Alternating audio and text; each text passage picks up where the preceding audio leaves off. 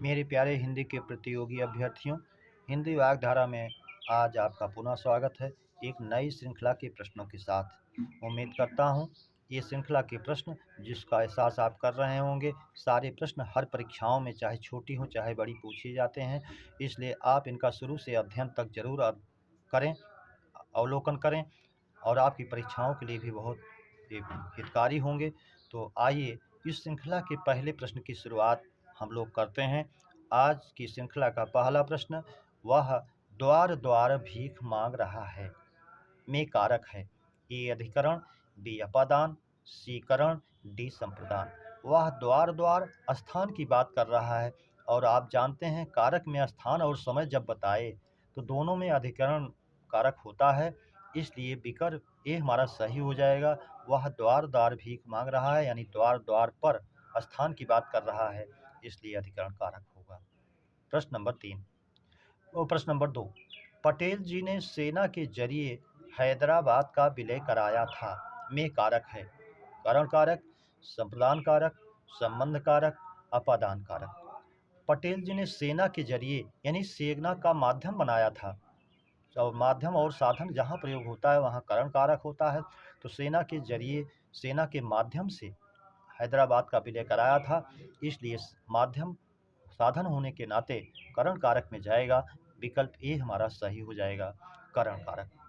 प्रश्न नंबर 3, भाववाचक संज्ञा कितने प्रकार के शब्दों से बनती है। ए जातिवाचक, बी सर्वनाम से, सी क्रिया से, डी विशेषण से, ई अव्यय से, एफ सभी से। तब इसमें सारे विकल्पों को कितने विधियों से बनती है लेने के नाते विकल्प बढ़ा दिया गया है, तो आप उस पर ना जाएं, जिससे आपके सारे विकल्प आ जाएं किससे किससे बनती है भाववाचक संज्ञा। तो जातिवाचक संज्ञा से बनती है भाववाचक, जैसे आप कहते हैं मनुष्य, तो मनुष्य भाववाचक बनाते हैं ता प्रत्यय जोड़ करके मनुष्यता। सर्वनाम से आप बनाते हैं अपना से अपनापन, मम से ममता। क्रिया से बनाते हैं आप पढ़ाई, लिखाई, लिखावट, तो इस तरह से आप बना लेते हैं। डी विशेषण से सुंदरता, लघु से लघुता, इस तरह से आप बना लेते हैं, विशेषण से बन जाता है। अव्यय से, निडर से जैसे आप बना लेते हैं निडरता, वाह से, ये भी अव्यय है, विस्मयादिबोधक, वाह से आप वाहवाही बना लेते हैं, तो ये भी बन जाता है आपका भाववाचक संज्ञा। डी एफ सभी से, इसलिए ये आपका पांचवा विकल्प सही होगा। छठवां एफ, 5 विधियों से आपके ये भाववाचक संज्ञाएं बन रही हैं। प्रश्न नंबर 4, मनुष्य से मनुष्यता बनी भाववाचक संज्ञा कैसी है। जातिवाचक से, क्रिया से, विशेषण से, सर्वनाम से। तो मनुष्य एक जाति बोधक संज्ञा है, जातिवाचक संज्ञा है, इसलिए जातिवाचक से ता प्रत्यय जोड़ करके मनुष्य से मनुष्यता बना। विकल्प ए हमारा सही हो जाएगा, जातिवाचक। प्रश्न नंबर 5, पैर से मस्तक तक वाक्यांश का एक शब्द है। ए पाद मस्तक, सी आपाद मस्तक, सी पदेन मस्तक, डी पदमस्तक युक्त। तो पैर से मस्तक तक, तो जहाँ आ जुड़ जाता है वो जो है उसकी पूर्णता का होता है कि पूरा वहाँ से वहाँ तक का सूचक होता है। आपाद मस्तक, पैर से मस्तक तक। लेकिन अगर इसी को अपाद मस्तक कह देता तो पैर से मस्तक का विलोम हो जाता, जो ना हो, इसलिए विकल्प भी सही हो जाएगा, आपाद मस्तक, पैर से मस्तक तक का वाक्यांश का एक शब्द बन जाएगा, आपाद मस्तक। प्रश्न नंबर 6, कोमल का विलोम है। ए कठोर, बी कर्कश, सी दोनों, डी कोई नहीं। तो कोमल का विलोम कठोर भी होगा, कर्कश भी होगा, इसलिए विकल्प सी हमारा सही हो जाएगा, दोनों।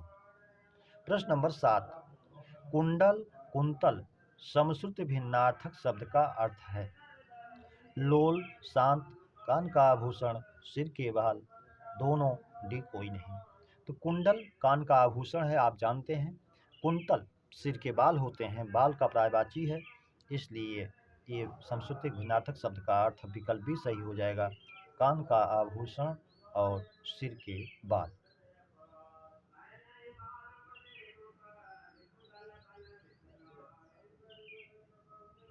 प्रश्न नंबर 8, अशुद्ध विलोम युग्म है। ए स्थावर जंगम। स्थावर जो अपने स्थान पर स्थिर रहे, जंगम जो चलायमान हो, गतिशील हो, मूवेबल हो, इसलिए ये तो विलोम है, सही है। बी उत्थान पतन जो अपना विकास कर रहा हो, उत्थान है। पतन जो गिरने के भाव में, ये भी है। निर्यात बाहर भेजना सामान को, निर्यात है। आयात मंगाना, ये भी है। आदि पहला, अथ शुरू करना, तो पहला और शुरू करना ये जो है एक दूसरे के प्रायुक्त जैसे हैं, इसलिए विकल्प डी हमारा अशुद्ध विलोम युग्म हो जाएगा। प्रश्न नंबर 9, अशुद्ध तद्भव तत्सम युग्म है। ए पसीना प्रस्विन्न, सही है। इसका प्रस्वेद भी कहे, स्वेद भी कहे तब भी सही होता, लेकिन शुद्ध इसका तत्सम पसीना का प्रस्विन्न ही होता है। प्रश्न नंबर बी, विकल्प नंबर बी, पाहन पाषाण, पत्थर का पाषाण, पाहन का पाषाण, ये भी सही है। पत्थर कहे तो प्रस्तर, पाहन कहे तो पाषाण। सी नाखून नख, ये भी सही है। डी सुर्ख शुष्क, सुर्ख जो है अरबी फारसी का शब्द है जिसका अर्थ होता है लाल। अगर लाल का पीला कहता तो सही होता, जर्द कहता, सुर्ख का जर्द कहता तो मान लिया जाता, लेकिन शुष्क सूखा बता रहा है, इसलिए उसका विलोम नहीं है, विकल्प तद्भव तत्सम नहीं है।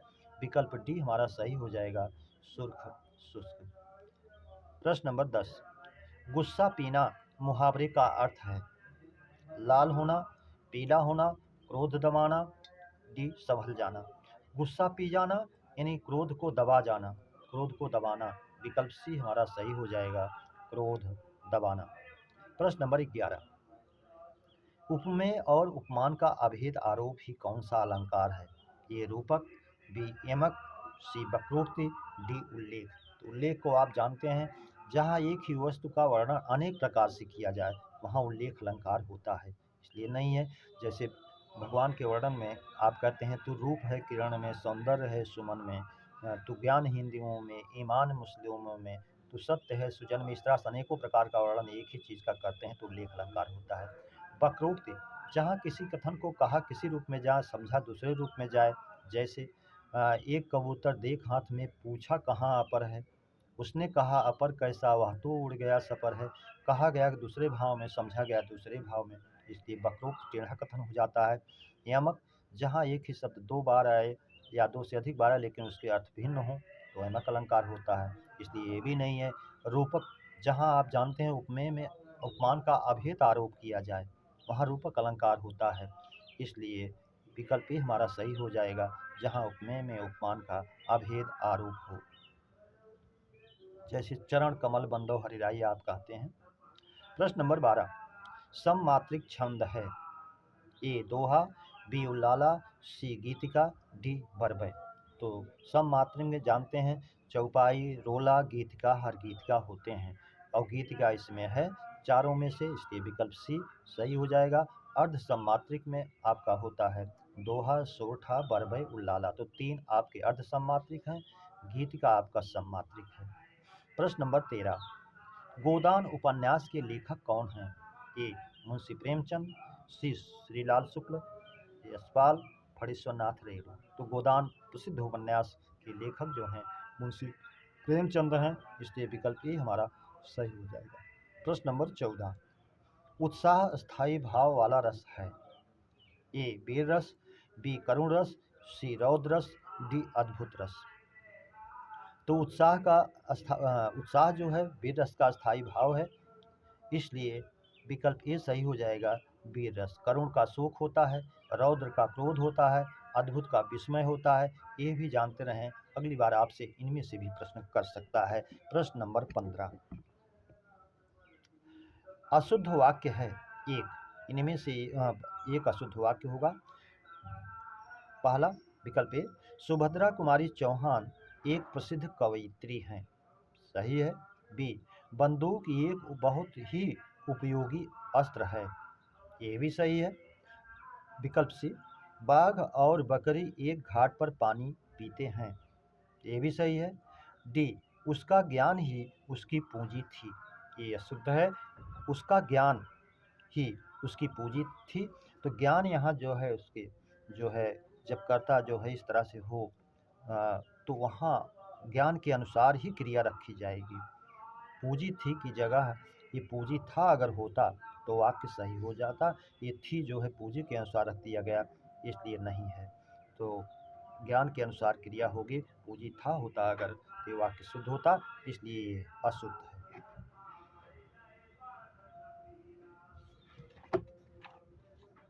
अगला प्रश्न, प्रश्न नंबर 16।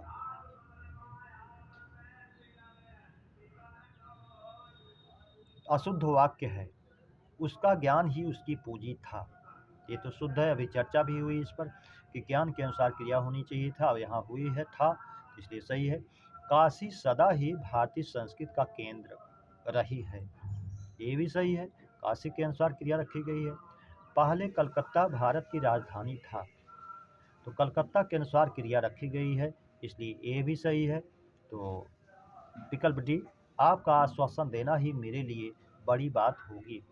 तो अब यहाँ क्रिया आश्वासन देना क्रियार्थक है और उसकी क्रिया भी इसके अनुसार होनी चाहिए, तो बात होगा आपका आश्वासन देना, आश्वासन के अनुसार होना, बात के अनुसार नहीं। अगर ये आश्वासन के अनुसार अगर होगी की जगह अगर होगा होता तो ये वाक्य ये भी शुद्ध होता, इसलिए अशुद्ध है। तो विकल्प डी हमारा अशुद्ध है। प्रश्न नंबर 17। परिणाम परिमाण समश्रुत भिन्नार्थक शब्द का अर्थ है। ए नतीजा या फल मात्रा, बी ढेर मात्रा, सी शुष्क आर्द्र, डी कोई नहीं। तो नतीजा या फल ये परिणाम का अर्थ है, परिमाण माने मात्रा, ये भी सही है, इसलिए विकल्प ए ही हमारा सही हो जाएगा, नतीजा या फल या मात्रा। प्रश्न नंबर 18। पर्वत के ऊपर की समतल भूमि वाक्यांश का एक शब्द है। ए अधित्यका, बी उपत्यका, सी द्वीप, डी टापू। तो पर्वत के ऊपर की समतल भूमि वाक्यांश का एक शब्द होगा अधित्यका, और अधित्यका का विलोम पूछे तो उपत्यका होता है, जो पर्वत के नीचे की समतल भूमि को कहता है, द्वीप और टापू नहीं होगा। प्रश्न नंबर 19। पर्वत के नीचे की समतल भूमि, उसी का विलोम पूछ लिया, वाक्यांश का एक शब्द, तो यहाँ जो है उपत्यका होगा। पर्वत के नीचे की या पर्वत के पास की समतल भूमि पूछे तो आप इसको उपत्यका के रूप में ही जानें। प्रश्न नंबर 20। जिसका कोई शत्रु ना जन्मा हो, वाक्यांश का एक शब्द है। अजात शत्रु, बी जात शत्रु, सी शत्रुघ्न, डी शत्रुंजय। जात शत्रु जिसका शत्रु जन्मा हो, अजात शत्रु जिसका शत्रु ना जन्मा हो, इसलिए विकल्प ए हमारा सही हो जाएगा, अजात शत्रु। प्रश्न नंबर 21। जिसकी भुजाएं घुटने तक लंबी हो, वाक्यांश का एक शब्द होगा। आजानुबाहु, अजानुबाहु, सी जानुबाहु, डी सभी। जानुबाहु घुटने से भुजाओं तक, अजानुबाहु जिसकी भुजाएं घुटने से भुजाओं तक ना हो, जिसकी घुटने तक लंबी ना हो, जिसकी भुजाएं घुटनों तक लंबी ना हो। और आ जो पॉजिटिव बनाता है, आजानुबाहु जिसकी भुजाएं घुटने तक लंबी हो, तो विकल्प ए सही हो जाएगा, आजानुबाहु। प्रश्न नंबर 22। जो स्त्री के वशीभूत या स्त्री के स्वभाव का हो, वाक्यांश का एक शब्द। स्त्रियोचित नहीं होगा, बी स्त्रैण यही होगा, स्त्रियों के स्वभाव वाला या स्त्रियों के वशीभूत, स्त्रैण या सभी से कोई मतलब नहीं। प्रश्न नंबर 23। हाथ, टैक्स, किरण, सोड़ किसका अनेकार्थी है। ए कर, बी कंज, सी कोटि, डी कनक। तो कनक तो नहीं है, सोना, धतूरा, टेसू, पलाश, गेहूँ, आटा, नाग केसर, खजूर ये सब होता है, इसलिए नहीं है। कोट भी नहीं है, धनुष का सिरा, श्रेणी, करोड़ जिसका अनेकार्थी होता है, कंज भी नहीं है, ब्रह्मा, अमृत, कमल, केश आदि होता है, इसलिए ये भी नहीं है। कर, हाथ, टैक्स, किरण, सूंड होता है, इसलिए विकल्प ये हमारा सही हो जाएगा, कर। प्रश्न नंबर 24। पोथी और कागज का तत्सम है। ए पुस्तक, करगद, पुस्तिका, करगज, किताब, करगज, डी कोई नहीं। तो पोथी का तत्सम पुस्तक होता है और कागज का तत्सम करगद होता है, इसलिए विकल्प ए ही हमारा सही हो जाएगा। प्रश्न नंबर 25। गाय, किरण, इंद्री, स्वर्ग, पृथ्वी अनेकार्थी किसका है। गो, इला, कीलाल नागर, नागर का भी आपने देखा चतुर नागरिक मोथा सोंठ होता है, पहले आपने देखा था। कीलाल जिसका रक्त होता है अनेकार्थी, जल होता है, शहद होता है, इस मध होता है, इसलिए ये भी नहीं है। इला पृथ्वी, स्वर्ग और सरस्वती, पृथ्वी ये सब होता है, इसलिए ये भी नहीं है। गो गाय, किरण, इंद्री, स्वर्ग, पृथ्वी ये सब होता है, इसलिए विकल्प ए हमारा सही हो जाएगा, गो। प्रश्न नंबर 26, जिस छंद के पहले और तीसरे चरण में 12-12 और दूसरे और चौथे चरण में 7-7 मात्राएं होती हैं, वो दोहा होता है, सोरठा होता है, बरवय होता है, उल्लाला होता है। तो पहले और तीसरे में 12, दूसरे और चौथे में अगर 7-7 मात्राएं हों तो बरवय होता है, इसलिए विकल्प सी सही हो जाएगा, बरवय। 19 मात्राएं एक पंक्ति में होती हैं, दोनों मतलब पहले और दूसरे में मिलाकर के 19। प्रश्न नंबर 27, पारावार और पारावत समशुद्ध भिन्नार्थक शब्द का अर्थ है। समुद्र, कबूतर, वारी नदी, तोय समीर, डी कोई नहीं। तो पारावार समुद्र होता है, पारावत कबूतर का पर्यायवाची है, दोनों अर्थ भी यही है, इसलिए विकल्प यही सही हो जाएगा, समुद्र, कबूतर। प्रश्न नंबर 28, पानी पर्याय है, ए आभा, बी प्रभा, सी चमक, डी सभी। तो पानी का पर्याय आभा भी होती है, प्रभा भी होती है, चमक भी होती है, इसलिए विकल्प डी सभी हो जाएगा। ये परीक्षाओं में पूछा गया है कई बार, इसका अर्थ आप जानते रहें, पानी का अर्थ आभा, प्रभा, चमक होता है। प्रश्न नंबर 29, अमरस का पर्याय है, ए क्रोध, बी मृषा, सी असत्य, डी सभी। तो अमरस का क्रोध होता है, मृषा असत्य से कोई मतलब नहीं है, इसलिए अमरस का पर्याय विकल्प यही सही होगा, क्रोध। प्रश्न नंबर 30,